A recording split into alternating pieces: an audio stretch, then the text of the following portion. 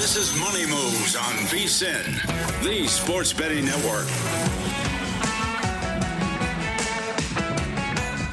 We're kicking off hour 2 of Money Moves here on VSiN, the Sports Betting Network, Sirius XM Channel 158, alongside Jonathan Von Tobel, Stormy Buonantony with you at the home of the world's largest sportsbook, Circa Resort and Casino. Lots to get to this hour. Of course, the NBA draft coming up a little bit later on this evening. We'll have Chase Hughes of Monumental Sports Network, covers the Washington Wizards, get his thoughts on not only the number 1 overall selection, but the extension ultimately of Trae Young. If he is hearing anything different, maybe than the league-wide expectation that we've heard from Shams Charania and others. We'll have best bets, of course, at the end of the program. We'll talk plenty of World Cup, Golden Boot, and NFL with the NFL betting guide here at VSiN coming out officially yesterday. I wasn't here yesterday, so I didn't get to give out my best bets, and we'll get to that and more. Indeed. We should note that mercifully for Uzbekistan, it comes to an end. Portugal gets it done. 5-0 is your final. So Ronaldo does not get his hat trick, but he does get a brace today. So a couple on the sheet for him. Still behind the leaders at this point right now, but Portugal gets it done against Uzbekistan. Easily cover the spread and get it done is what was a $7 price tag for them, laying it on the three-way line here. The over 3.5, obviously, for the game also cashes at a nice plus 125 price for those who were involved in the total here. We'll talk more World Cup in a moment because we do have 3 more games still to come, including England. We talk about all of the goals that have been scored from the Stars, while Harry Kane in action in that match coming up in just a little bit. But I want to follow up on our conversation from the last segment about the news that we got earlier today. Brendan Sorsby, it appears, will not be partaking in the NFL's supplemental draft. They will not hold it for the 7th year in a row. And you said that there was something you wanted to follow up on from last segment when I was talking about how maybe this has to do with the NCAA and the NFL's relationship with one another as a feeder league. What was your thought process moving forward? I don't even think it's specifically that. It was just when you mentioned the part of the letter was, I'm paraphrasing here, that they didn't have enough time to get ready and that he didn't include enough of the information to his party for them to then consider the entire situation. That's bunk. You know what's going on. This has been going on for months. The NFL can easily gather that information. It's out there in the public, and you can get that. I mean, even in the letter themselves, they say, according to public information, and then they list off the reasons why he's out there. You can gather the info. It just seems like this is we'll call it a shadow suspension of Brendan Sorsby for what he did. And whether or not we want to spend it, we've talked about this. You shouldn't be betting on the team that you play for. It's probably one of those societal norms that you should not cross in this situation. So I can generally agree with people being upset about it or not wanting him to succeed because of it or have to serve some sort of punishment. But again, you get to this point where it's just making it up as you go along and trying to hide behind the shield of like, well, this is a privilege to play here, and you've got to prove to yourself. And like, guys, you have so many worse people playing in your league at this point right now, currently going through things. To invoke that is annoying, but I thought that was somewhat annoying as well, as this fly has finally landed on me. I'm going to try to kill this thing at this point right now. I don't want to smash it on my hand, though. It's fine. Wait, hold on. We got Clorox wipes. We have a fly that's been in this studio for like 2 days now, and he is finally perched upon. Okay, here we go. Got it. Oh, yes! That might be the most impressive thing I've ever seen you do. Got it. I'm so pumped right now. That was the most annoying thing. Have you ever seen Breaking Bad? Like a fly guts on my phone. It's gross. Have you ever seen Breaking Bad? Did you watch it? I've seen it. I have not seen the whole thing or enough to know any reference. So I have seen the whole thing. And there is an episode, I can't remember how many seasons in, where they are in their cooking laboratory. Their meth lab? But it's a full one. It's not it's the really industrial one that they have. Sure. And a fly gets in there, and the entire episode is just this fly buzzing around and how much it's annoying Walter White and everything that he's trying to do. All he can hear is the fly, whatever. It was the worst episode of television I have ever seen, to the point where, as much as I loved that show, I stopped watching for months, and it had to... Other people had to tell me about the ending being so worthwhile that I had to go back and finish it. But that episode was so bad. I hate it. I would assume that is somewhat of an analogy for either his paranoia and or escalating guilt as somebody who has been breaking the law while also obfuscating his responsibilities as a father and a husband. You're killing me. I hate everything about this conversation. By the way, before we got sidetracked, the quote specifically that JVT was referencing in the letter that was sent to Brendan Sorsby from the NFL, quote, your petition filed 3 business days before the deadline without any supporting information or documentation, and only after abandoning your recent litigation efforts to avoid NCAA sanctions, does not provide a basis for the league to alter those plans. Also, we did already see his lawyer come out and say they do plan to have some sort of a lawsuit going forward, hoping for getting support with the NFLPA. Jonathan Jones of CBS put out there as well. Obviously, Sorsby and his team have shown a willingness to litigate getting on the field. I wouldn't rule out an attempt at suing the NFL here. Will be interesting if he gets support from the PA, of which he, as you pointed out earlier, is not a member and has not been eager to help those who have gambled. Yes. So just keep that in mind. Mm-hmm. Yeah, I've seen a lot of people say, like, well, the NFL made the right decision. You know, you can't expect to bet on sports and be given clearance to play without any real punishments. Okay, that's fine. Then phrase this as what it is. It is a punishment. Yeah. I think that's where I'm at with this. I'm not arguing whether or not this is correct. What I'm arguing here is this: if this is a punishment, call it such, and that's what it is. And again, it rings hollow when you invoke all of the things that you do in your letter when the things that are going on in your league are happening. So just call it a punishment. Yeah. That's it. Someone or several people at the top have decided Brendan Sorsby's not playing football in the next year, and that's what's happening. Okay. Man, I feel bad. The carcass of this fly is just like right here on the desk. And the commercial break, we'll get the Clorox wipes. They're sitting right there on the counter. We got this. Let's get into death, a little more world. Do you not kill bugs typically? I mean, I do all the time, but as I like to say, like, can you imagine just walking around and all of a sudden you're done? Sure. I think that all the time. Smashed from an entity from above? I think it was Adam Burke who we were talking about this around the rodeo even, where imagine just like thinking of a cow, how they do the steer knockdown thing. Like imagine just living your life, running around, thinking you're having a good time, and somebody's goal just to capture you and tie ropes around your arms and legs. You know, it's just not a good time. To get to the World Cup once again, though, real quickly, yesterday, Lionel Messi obviously stealing the show again in Argentina's 2-0 win over Austria. He scored 5 goals, all 5 goals. What? God, he missed that penalty kick because my boy Haaland still got a shot here. And my boy Mbappe still got a shot here. Okay, that's the thing, is they've all been amazing. They have all been amazing, but it's very fitting for this program that we will be going head-to-head. Of course, yes. It's going to be a great game on Friday. It will, which I think is a very good thing for Messi because it'll be a highly contested affair that'll probably be a little bit tighter. While he's facing Jordan next. Yeah, correct. So I think that's one of this is, by memory right now, this is probably the highest leverage, 2 heavyweights going at it, the first of which we've seen so far in the World Cup because we've had group play going on. So this is going to be one of the higher leverage games and the tighter games that we have seen so far. And that would mean, fewer scoring opportunities for both Haaland and for Mbappe. So it does bode well for Messi. So it's a good thing that he missed the penalty for anybody like us who are sitting on something Golden Boot that is not named Lionel Messi, because at the very least, he just has 1 fewer goal. But he has been absolutely insane. And as you mentioned, got a game coming up against an opponent that you would think on paper that he could dominate once again. Yes. Turns 39 tomorrow as well. So just defying fathered time, but does he get a little more birthday luck on his side in that one? Worth noting, in addition to setting the goals record now with 18 for his World Cup career, also topped the all-time leaderboard in goal contributions, 26, matches played, 28, wins, and player of the tournament awards. So pretty great World Cup career, and he's just adding to it where things sit right now.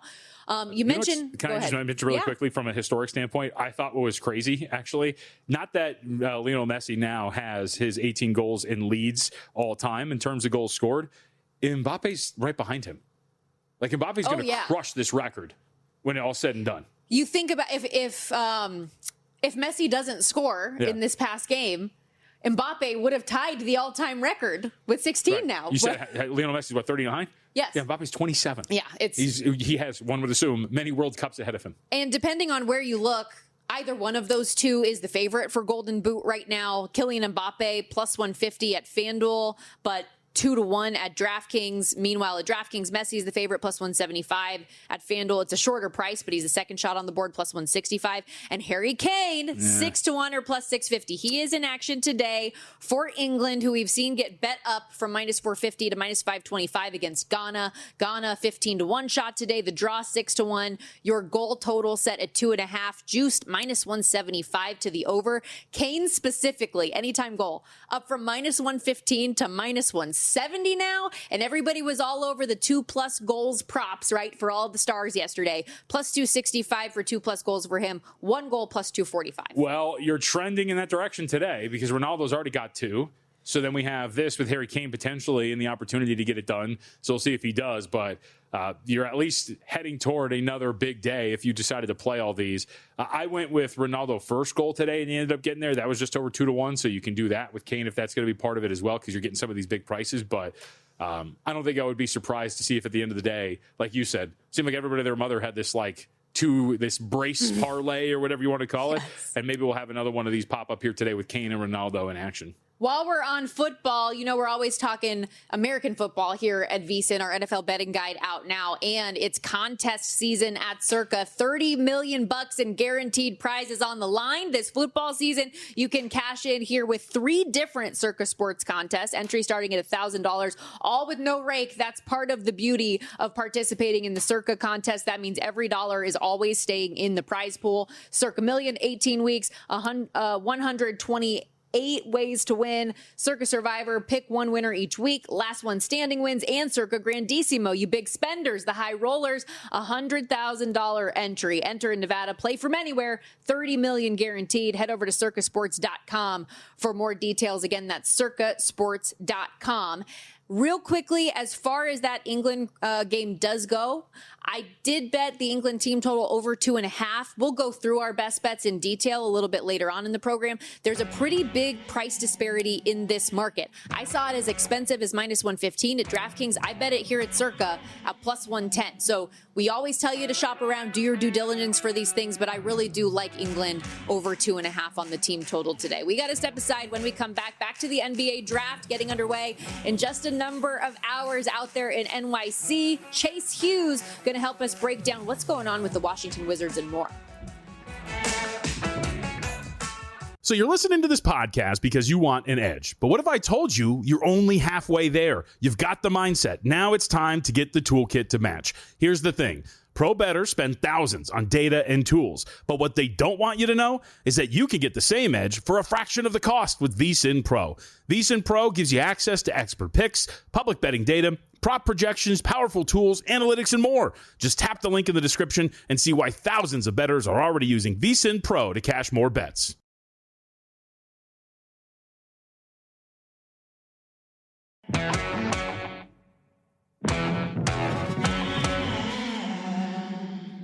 You're watching Money Moves here on VSiN, the Sports Betting Network. We are just a matter of hours away from the NBA draft, which is, as I mentioned earlier, a national holiday for the man to my left. Jonathan Von Tobel loves the NBA draft, loves diving into all of these markets, and we could have some chaos at the top, despite what the market is telling us still, as we welcome you back here to Money Moves. Excited to have Chase Hughes join us here on the Progressive Guest Line. Covers the Wizards very closely. Monumental Sports Network. You can follow him on X as well, at Chase DC Sports. Welcome in, Chase. Appreciate you doing this. I want to start from a big picture standpoint because we've seen reports from ESPN's Shams Charania and others that there is a league-wide belief that A.J. Debonsa is going to be the #1 overall pick. He's out to -1,000 right now in all of the betting markets. And yet that verbiage, league-wide belief, doesn't really tell us what the Wizards actually think right now. So how do you see all of this? My guess is A.J. Debonsa, but that's a guess. I mean, the Wizards have not really signaled either way to anybody. And this all goes back to them being an unusually secretive front office. And right when these guys took over in 2023, I was asking around the league, like, what do you know about Will Dawkins, Michael Winger? And they come from the Oklahoma City Thunder. And if you ask NBA agents, they'll tell you, oh, they come from OKCIA. Like, this is how they operate. They're extremely secretive. And I think in this particular case, you can be more secretive than you can be with pretty much any other transaction because there's not really multiple parties at play. You're not negotiating with a free agent or a head coach or an executive or another team for a trade. You hold all the cards. You have the first overall pick. You don't even really have to tell the player. You can have them find out when Adam Silver says their name. So I think this all goes back to how the Wizards like to operate, and they're in control. And I'm a little bit surprised at how secretive they've been, that it hasn't gotten out, that all the people in their front office have been able to keep a secret. But here we are. So one of the big bits of news around this team last couple of days was the re-signing of Trae Young after he decided to decline the player option. It was largely expected that that was going to be the case, but I think a lot of people think that means that then they would not go with Darren Peterson. How do you think Darren Peterson would fit next to Trae Young? Have you gotten a sense of how the Wizards look at him as a player and what his positional fit would be on the roster? Yeah, I saw a lot of people connect those dots. I personally don't think that Trae Young and Darren Peterson have much to do with each other at all in terms of a domino effect when it comes to transactions, because a lot of people who said that view Darren Peterson as a point guard, and he actually views himself as a point guard, but he didn't play point guard last year, and I think for good reason. He got to Kansas and Bill Self said, look, I know you have played point guard your entire basketball career. We're going to make you a shooting guard. And the numbers kind of bared it out that he's got some work to do as a passer. He was very much a guy who under-indexed on assists. He had the same amount of turnovers as assists last year at Kansas. He had an 8-game stretch in the middle of the season where he had 5 total assists. So I think he can be a point guard someday. That does not, to me, suggest a guy who could be a point guard from day one. So I think if you view him as a point guard long-term, you're going to need a succession plan. Trae Young makes a lot of sense in that regard. And then in the short term, Darren Peterson can complement Trae Young on defense. You know, you got to have a taller guard next to him who can defend at the point of attack. He can do that. And then offensively, Darren Peterson's very good at shooting threes off the catch. So he would fit very well next to Trae Young in that regard as well.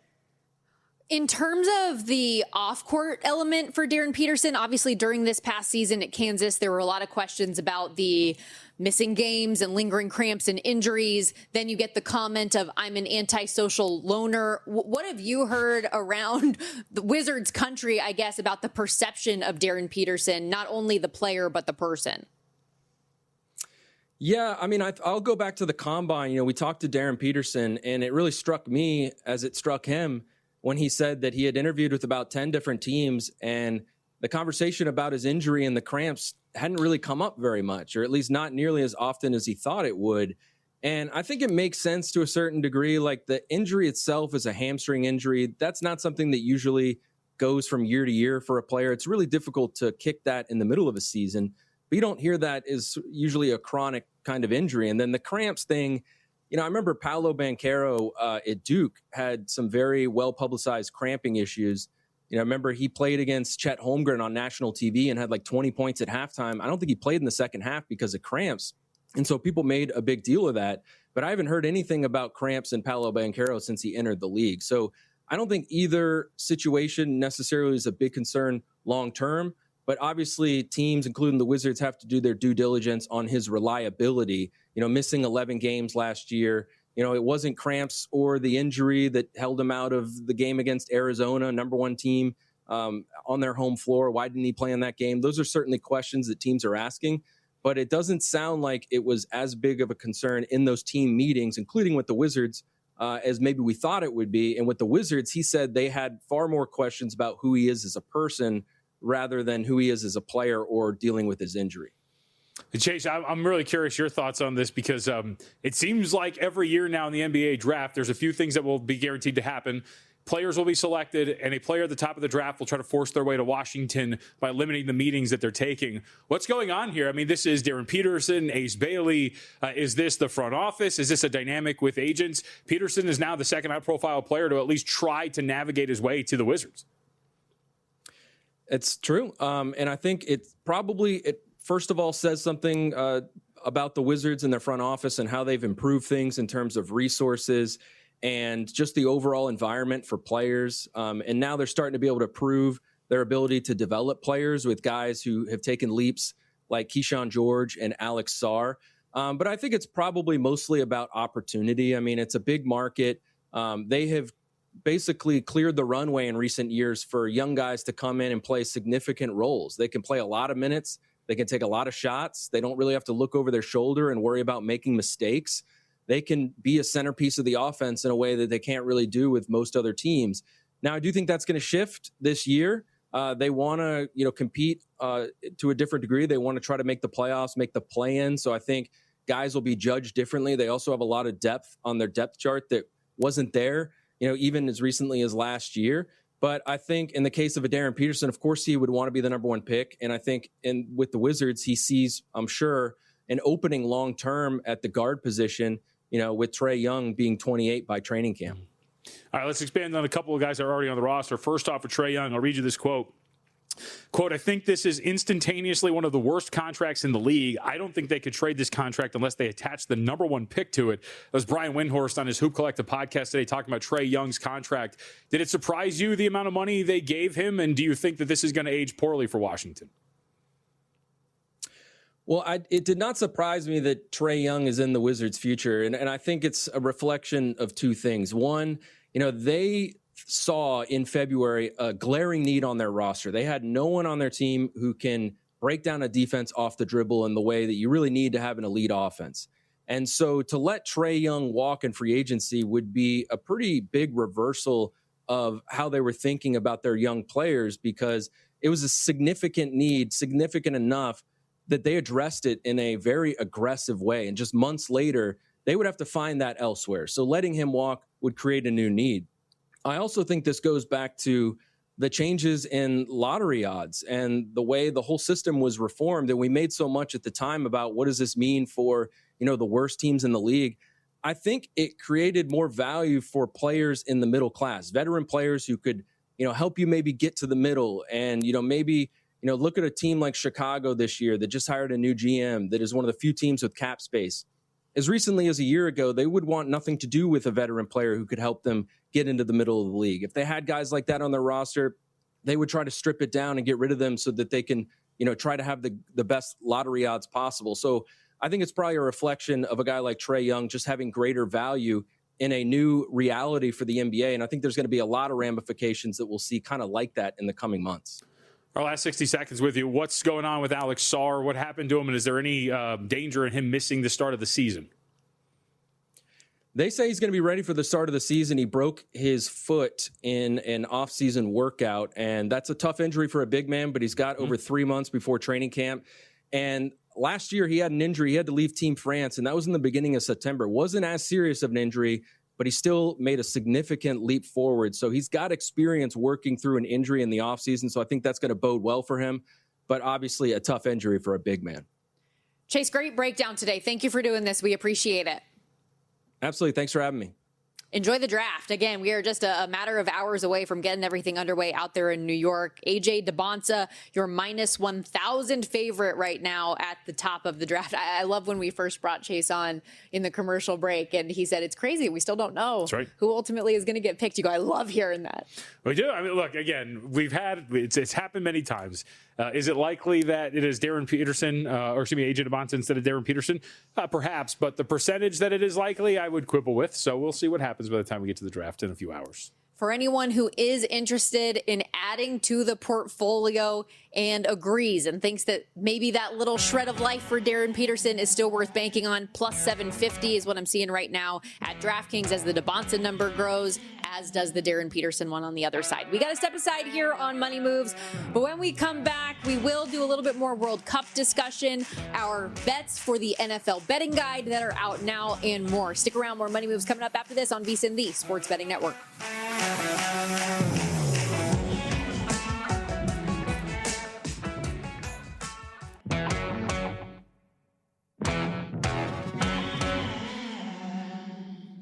You're watching Money Moves here on VSiN, the Sports Betting Network. He's Jonathan Von Tobel. I'm Stormy Buonantony. We're cruising on a Tuesday edition of Money Moves, VSiN, the Sports Betting Network, Sirius XM, Channel 158, iHeartRadio, YouTube TV, VSiN Watch app, wherever you're watching or listening. Thanks for hanging out. Reminders, well, if you miss any of the show today or any day, you can always listen on your own time, whether it's in the VSiN Best Bets feed, wherever you get your podcast, or we've got a standalone as well. Money Moves in podcast form. Each hour comes out immediately following that hour live on the show. So if you want to be able to just listen in your car when you want to, have no fear. We've got it wherever you download your podcast. I wanted to follow up real quickly on our conversation last segment with Chase Hughes. We were talking about the NBA draft. He does a great job covering the Washington Wizards for Monumental Sports Network, but with the Wizards having the number one overall pick and all of the noise and the odds movement in favor of AJ DeBonsa here, up to minus 1,000 on the odds board. we've talked about it with him. You mentioned it as well when we first started the show today, that the perception from the quotes from Shams Charania and others is there is everybody in the league, everyone around the league thinks it's AJ Dybantsa. But no one has heard from the Washington Wizards at this point. Yep. And they have said, we heard it from Chase, just how close to the vest Washington has kept this. So does that mean nobody really knows anything? I mean, I would say so. Windhorst even said it just now in the draft broadcast that the Wizards have kept it tight and that nobody knows exactly what they're going to do. So the belief versus the actual reporting that it's going to be that is going to be really interesting. I found it, again, just it depends on your belief in the market, but we have had one reporter based in the Dallas area, Grant Afseth, who has reported that it is going to be AJ Dybantsa. That's it. No other reputable, not saying that he's not, but no other reputable reporter has confirmed said report. And the market didn't really budge on that either. It's just the last few days we've seen this slowly tick up to minus 1,000. So be curious to see it because by all accounts, this has been kept really tight to the vest and that nobody understands what the Wizards are going to do. Yeah, that's interesting. Coming off of that report, the odds did not move. Not at all. Yet, after the Trae Young news and the extension being announced, I feel like it's more just people reading into that move and the fit of Darren Peterson with Trae Young on the roster than anything else. Correct. To which we asked that to Chase Hughes, and his response was, yeah, they view him as a 2, and that's not anything that factors in. I think the way he put it was they do not influence one another when it comes to the decision-making. With this odds movement, though, in favor of AJ Dybantsa, we have also seen those numbers move picks 2 through 5 as well, extending those odds on numbers. Peterson, minus 310 to be your number 2 overall pick. Cameron Boozer, minus 260 to go number 3. Caleb Wilson, minus 750 to be your number 4 overall pick. And that, I mean, they were standing on business on that one. Caleb Wilson, that number has just continued to grow. He's really been the only name that's been truly supported in that area. And then number 5, Keaton Wagler, out to minus 135 now. The future of the Clippers franchise. Are you excited about that pick, if that is ultimately where they go? I'm just excited that they have a top 5 pick and that, like, whatever they want to take outside of Darius Sacuff, because they already have Darius Garland, so I hope they don't do that because you're just doubling up on tiny guards at the point of attack. But yeah, I mean, I think so. Wagler's really freaking good.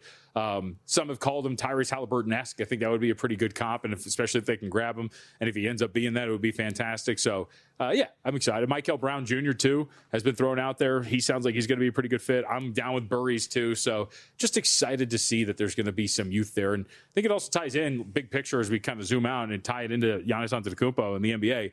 We are nowhere near done with some of these moves and some of these names. And in fact, with the Clippers, Kawhi Leonard's name has been thrown out there a lot in terms of a potential trade piece. And just look at the moves the Clippers have been making.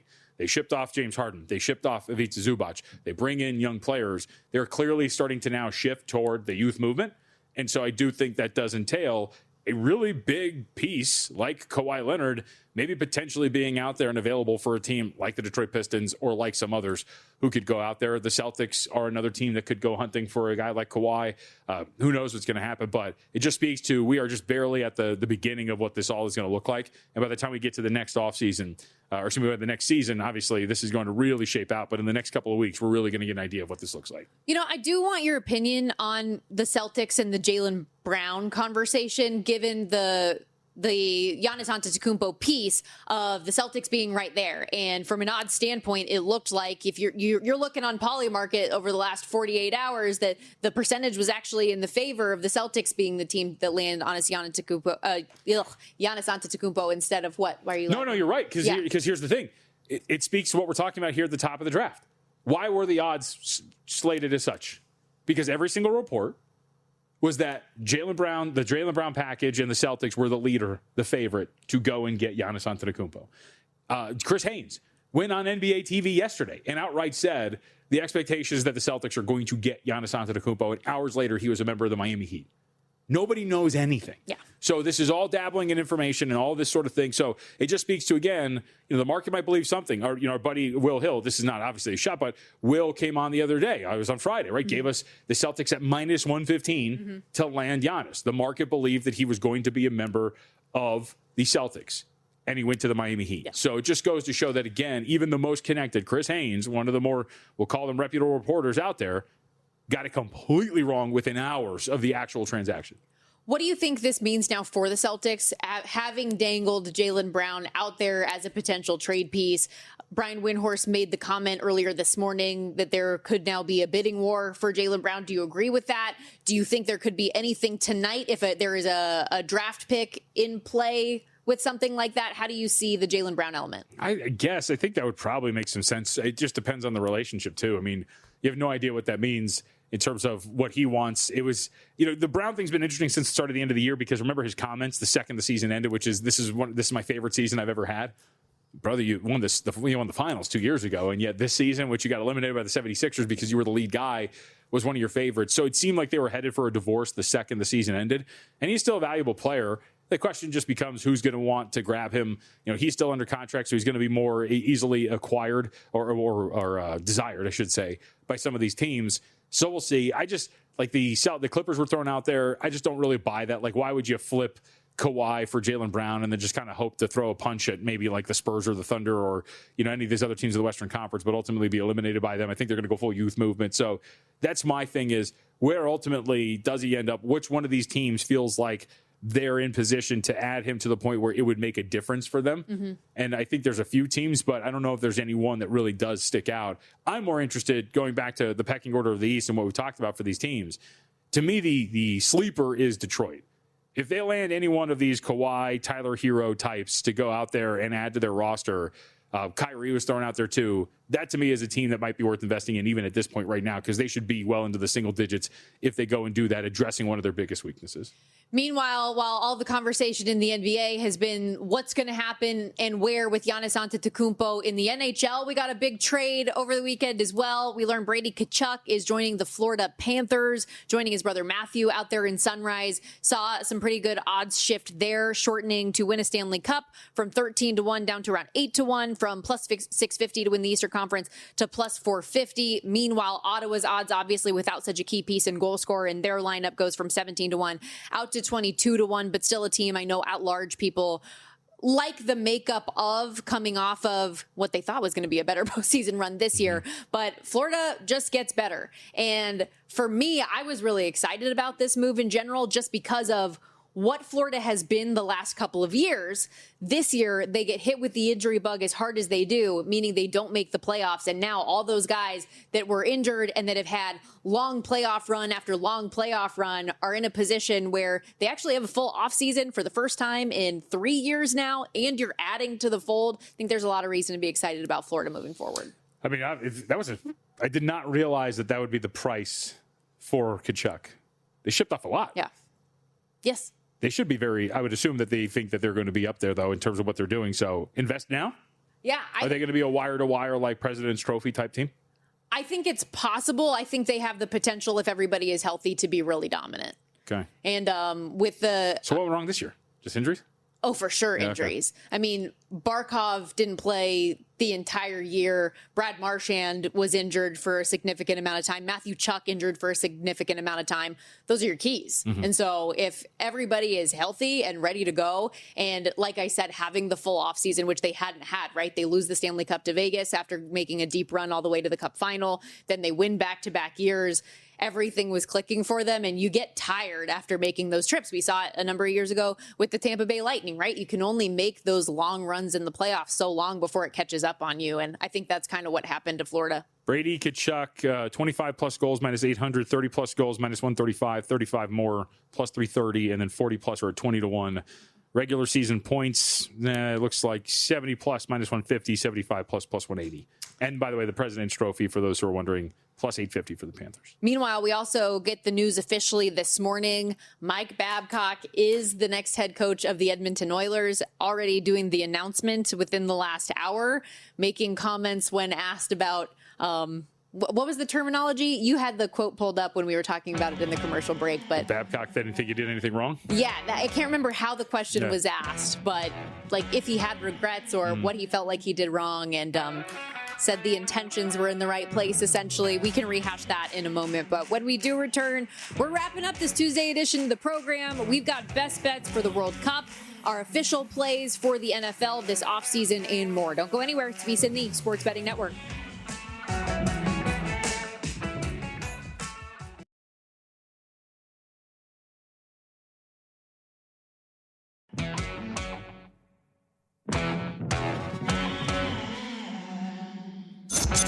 watching Money Moves here on VSiN, the Sports Betting Network.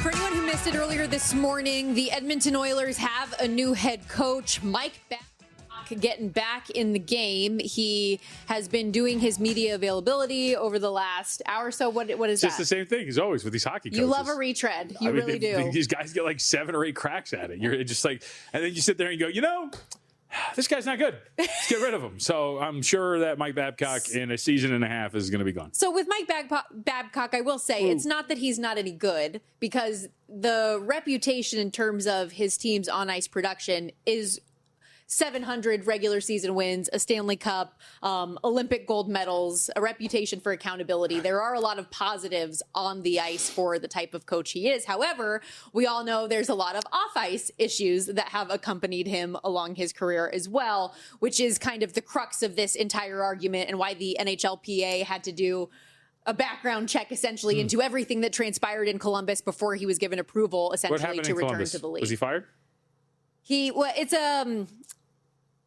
He didn't make it past training camp. Let's put it that way for a season. But I mean, I think that terminology is important. Was he fired? Yeah. Well, I just found it interesting because, these pro hockey podcasts and shows that are out there, quote on why Mike Babcock left Columbus.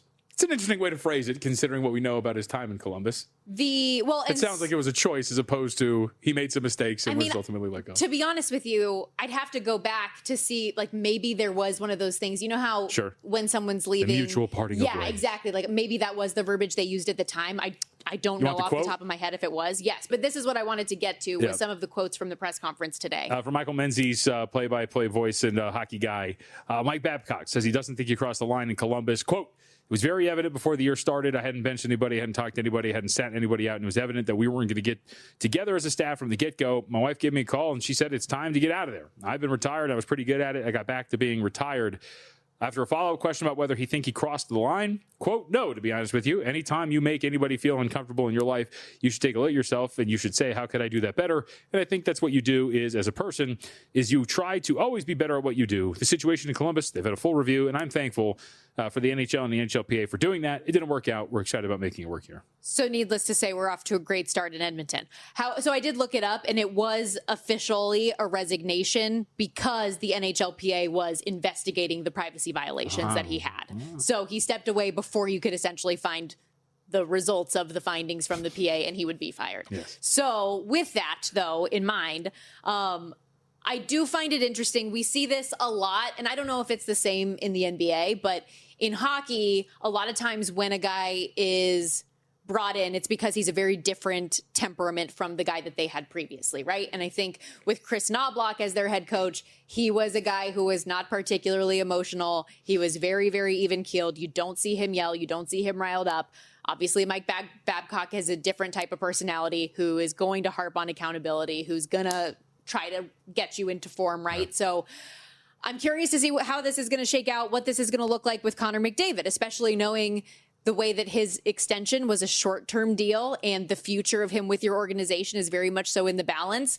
This is an interesting hire to see how that's going to work with the two of them and what he wants his future to be. And if Edmonton's finally going to win, if they're going to get over the hump or not, because we've heard Connor McDavid say a lot, he and Leon Draisaitl both voicing their frustrations about the way that the team had played, yes, but also the fact that they had shipped off so many key pieces that were important to their runs the previous 2 years prior to this year. So there's a lot of stuff that has to happen. You need goaltending, you need defense, things that they haven't had. The name that I have read is Sergei Bobrovsky. Would that fix everything?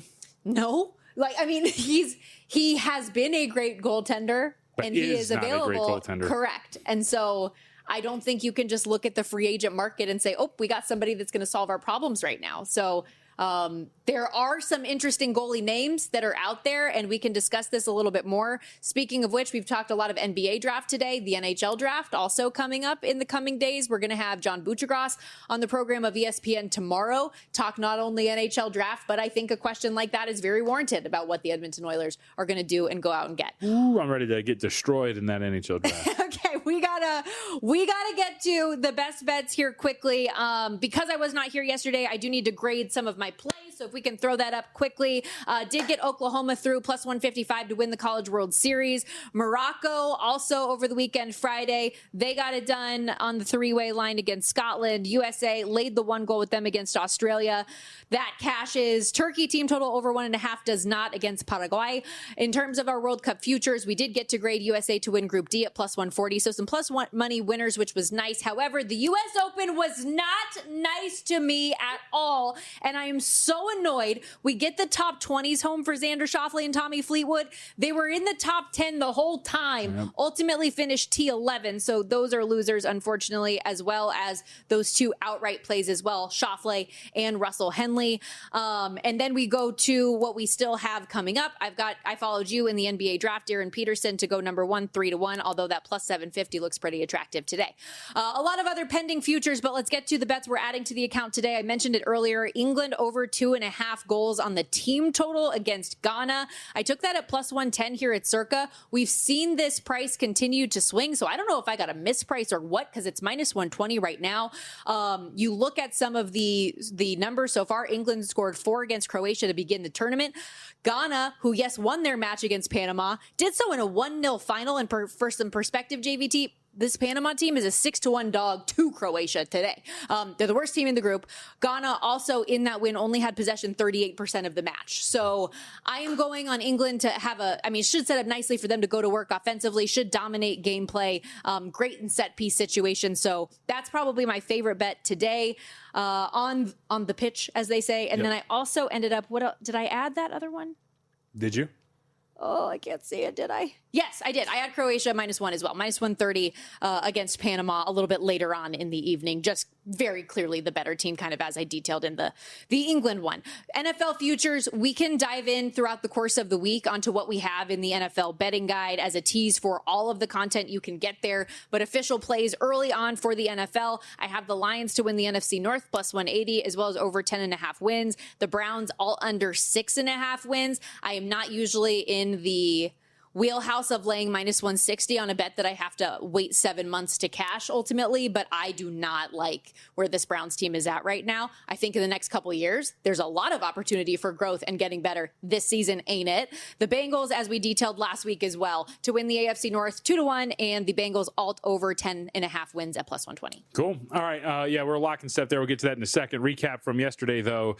3 losers there, all in baseball, 1 in college. But the 2 pro sides did not get there yesterday in the New York Yankees and then the Philadelphia Phillies. And then the North Carolina to win the College World Series goes down. So tough one yesterday in baseball. We will persevere.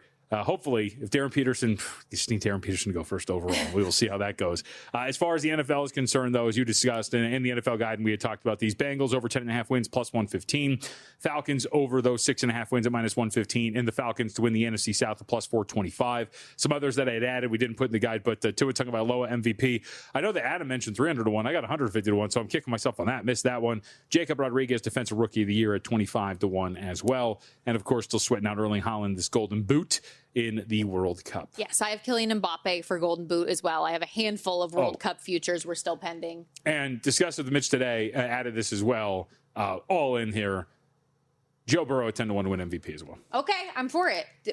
I'm not going to ask you the odds now, but maybe this is something we can attack another day for passing yards leader. I feel like that's got to be up there on the odds board for Burrow as well. I believe he is the favorite. Okay. Yeah. All of that to say, as we told you, the NFL betting guide is officially out there. In addition to our official plays, JVT also has a division write-up in the AFC East. We've got all of our hosts and analysts with a breakdown of who they think is going to win each division, who's going to win the Super Bowl. There are so many great articles as well, and we'll continue to go through some of the content that we've got up there in the NFL betting guide this week. But remember, you can't buy the guide as a standalone this year. You got to be a full-time VSiN Pro subscriber. VSiN.com/subscribe is how you can come join us. We do have that early football season special going right now. Just $175 for you to get full VSiN access through the Super Bowl. He is tied with Jared Goff and Dak Prescott as the favorite to lead the regular season in passing. All 3, Burrow, Goff, Prescott, plus 750 to do so over at DraftKings. Okay. Yeah. I mean, you got to think, though, for Cincinnati in general, if you just have some semblance of a defense, you're going to win a lot of games this year. Which, yeah, they did so much work to revamp that unit. all I'm asking for you is not to be dead last anymore, which you should be. Yes, I think so. I think they're going to be really good. The additions of Buonantony, Dexter Lawrence, you get Cook in the secondary as well. They should be a lot better this year. Decent defense. Joe Burrow, stay healthy. We're cashing those tickets. So Lord help us. That was a good reminder, though. New Pod to the Future is out officially today, correct? Or in the morning? Wyatt, at some point, yes. I think it'll be out today. I think it'll be part of the replays later today as well. So, yes, we'll say sure. Your co-host on that program is? Mitchell Armas, who I believe is back. Yes, he's right there. Yep, and who you are going to hear in about 5 minutes or so right here on this desk. And in 60 minutes, me. Oh, you're back? Yeah. Why didn't you tease that more? I don't know. NBA draft coverage tonight as well, and JVT will be on the program. Why not? NBC in prime time.